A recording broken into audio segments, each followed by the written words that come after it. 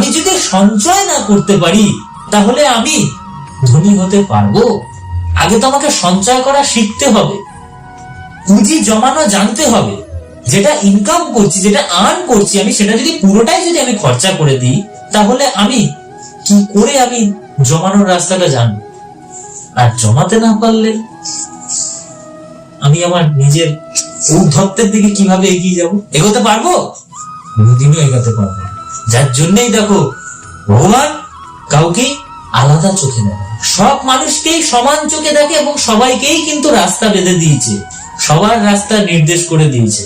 কেউ ধরতে পারে, কেউ ধরতে পারে। যে ধরতে পারে সে এগিয়ে যায়, যে ধরতে পারে না সে এগোয় না। ব্যবধানটা এই গল্পের মাধ্যমেই দেখা। দেখো একটা গল্প একটা মানুষকে কতটা শিক্ষা দিতে পারে। আমি একটা গল্প বললাম, কিন্তু এই গল্পটার মাধ্যমে তুমি কিছু শিক্ষা অর্জন করতে পারলে